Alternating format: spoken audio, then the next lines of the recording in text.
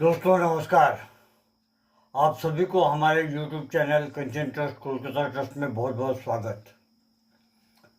आज का हमारा जो विषय है, जो टॉपिक है, वो है इंट्राक्रैनियल न्यूरोप्लाज्म और अन्य मस्तिष्क विकार।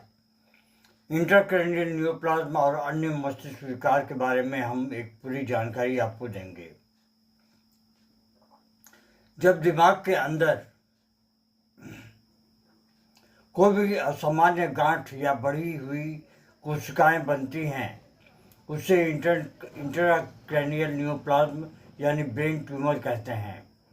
और जब यह ट्यूमर अन्य मस्तिष्क विकारों जैसे हाइड्रोकेफलस, इन्फ्लेमेशन, बढ़ा हुआ इंट्राक्रैनियल प्रेशर, संक्रमण या वैस्कुलर समस्याओं के साथ जुड़ जाए तो स्थिति और भी गंभीर हो जाती है। इसके कारण क्या है, आइए हम जानते हैं कारण। सबसे बड़ी कारण है जेनेटिक कारण।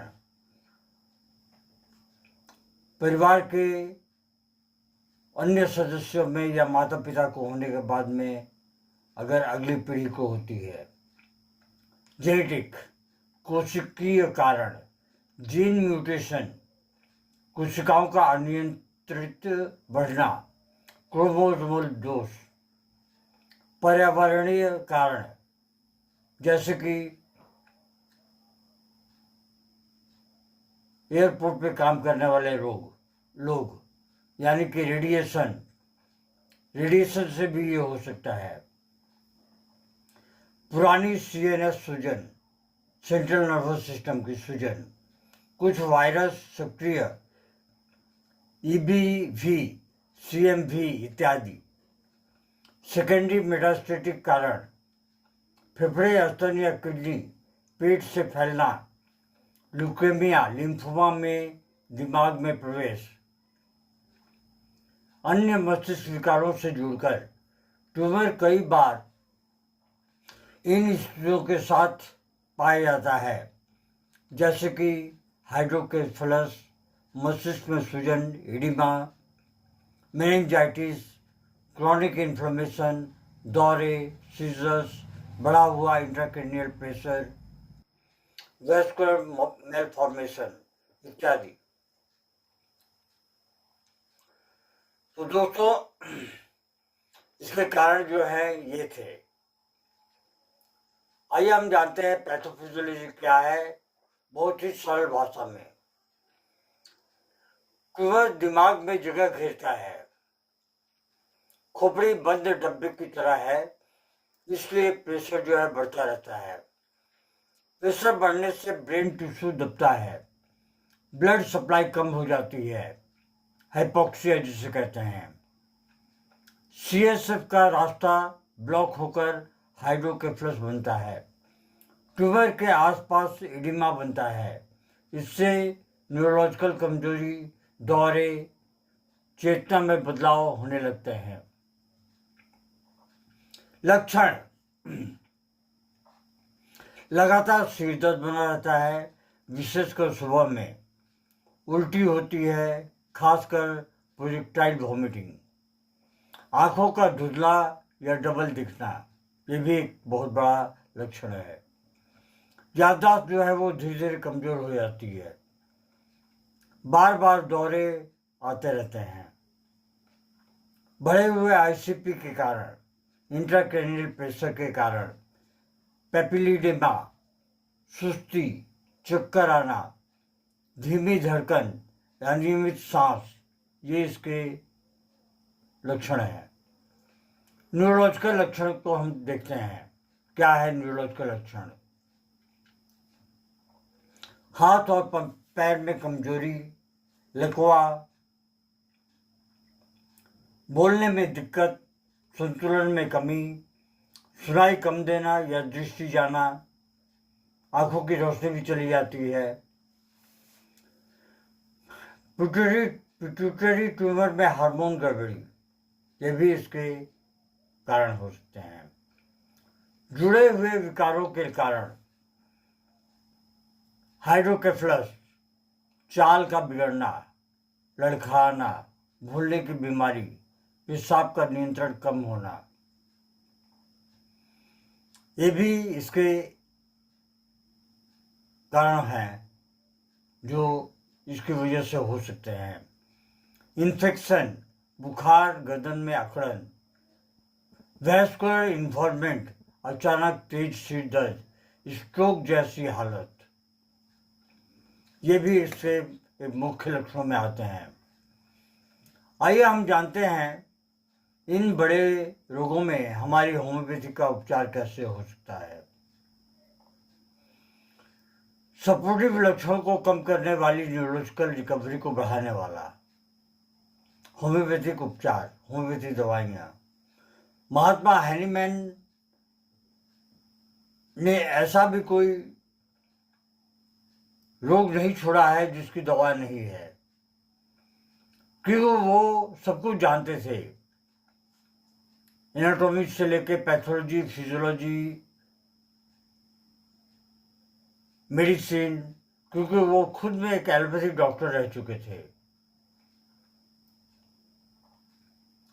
बाद में जब उन्होंने देखा कि एक दवा देने से दूसरा रोग पैदा हो रहा है, तो फिर उन्होंने इस विज्ञान का खोज किया, और ये होम्योपैथी और एलोपैथी नाम भी इन्हीं का दिया हुआ है। दोस्तों, आइए हम जानते हैं होम्योपैथिक उपचार, दवाइयाँ।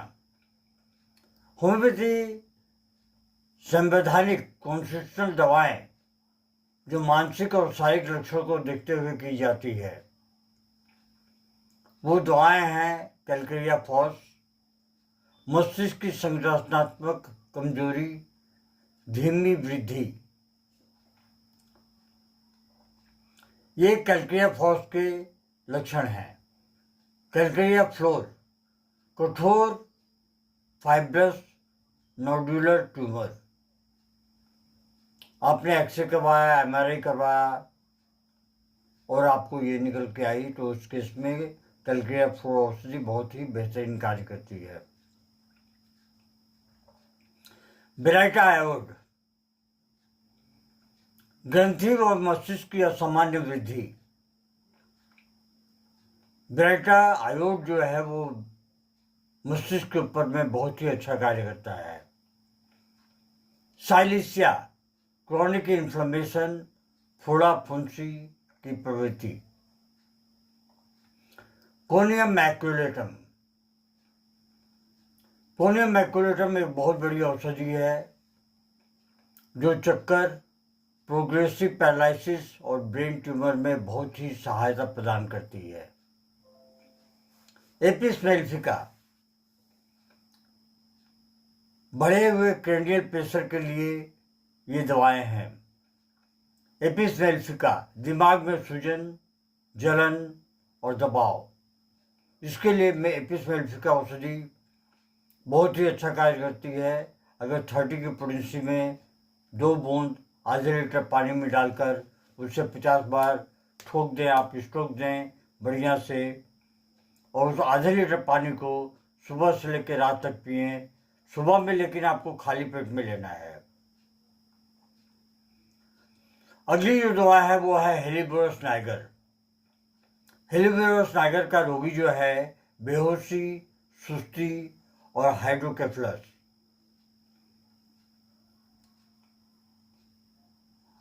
अगली जो दवा है ब्राइनिया एल्बा, सिर दर्द, थोड़ा सा भी हिले डुले तो बढ़ जाता है, आराम से लेटा रहे तो फिर आराम है। बेलोडोना, तीव्र धड़कता हुआ सिर दर्द और कंजेशन। बेलोडोना एक बहुत बड़ी औषधि है।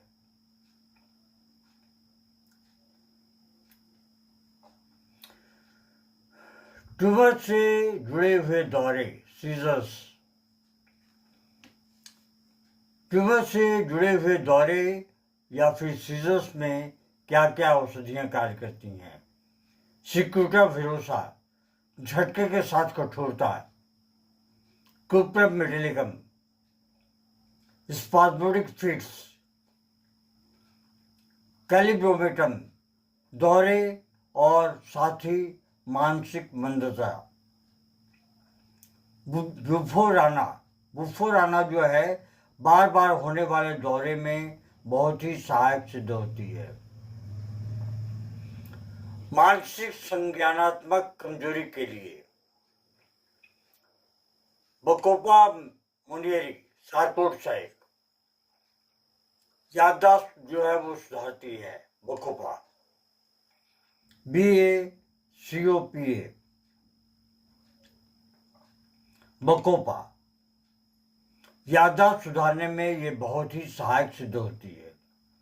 अगली जो दवा है एग्नस कास्टस, ये भी एक सार्कोट्स है। मस्तिष्क की थकान में ये बहुत ही कारगर सिद्ध होती है। फॉस्फोरिक एसिड, मानसिक सुस्ती या फिर कमजोरी। आइए हम आगे बढ़ते हैं। इसमें नोशोट्स जो है बहुत ही बढ़िया कार्य करते हैं।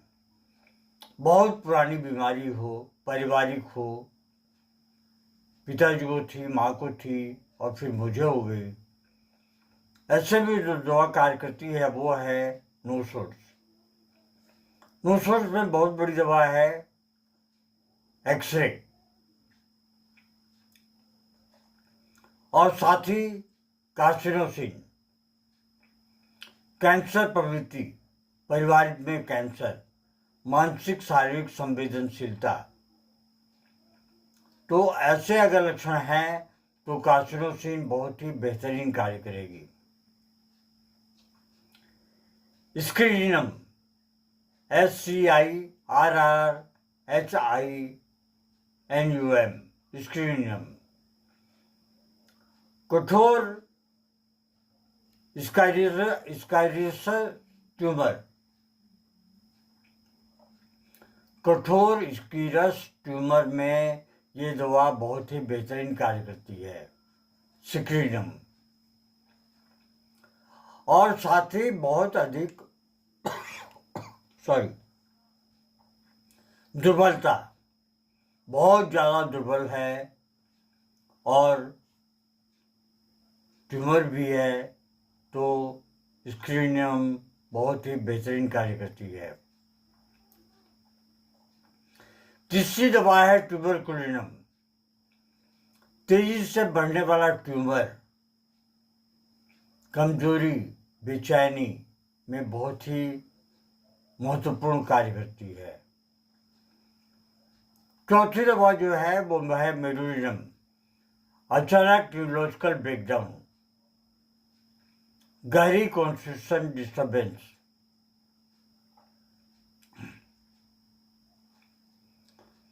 दोस्तों ये थे नार्कोट्स।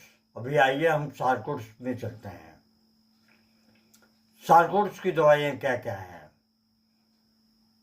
सेरेब्रम सार्कोट, ब्रेन टिश्यू डिजेनरेशन और याददाश्त में कमी।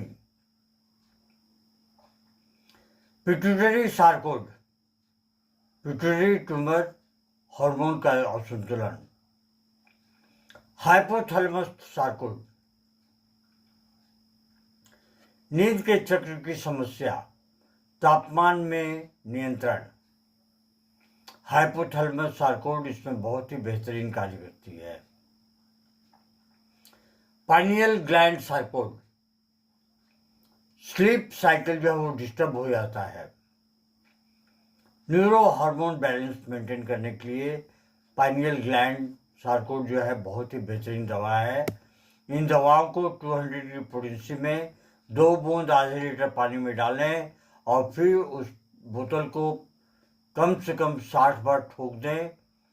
हल्का सा नरम गद्दे पे स्ट्रोक दें 60 बार, और उस पानी को सुबह में खाली पेट पिएं, खाने के पहले लें, शाम को नाश्ता करने के पहले लें और रात में खाना खाने के पहले लें, और फिर खाना खाने के आधे घंटे के बाद में लें। दोस्तों जब ब्रेन ट्यूमर अन्य मस्तिष्क विकार के साथ होता है तब यह स्थिति और गंभीर हो जाती है। होम्योपैथी इसका विकल्प नहीं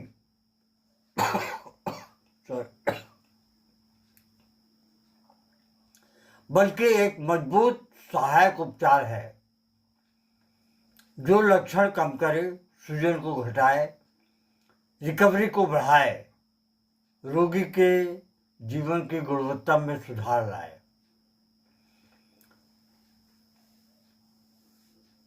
दोस्तों, आज हम यहीं पे समापन करते हैं और आशा करते हैं कि आप इन वीडियोस को बढ़िया से सुनेंगे, क्योंकि हमारा मुख्य लक्ष्य है जागरूकता पैदा करना, ताकि लोगों में जागरूकता आए होम्योपैथी के प्रति। बड़े से बड़े रोगों में होम्योपैथी बहुत ही बेहतरीन कार्य करती है।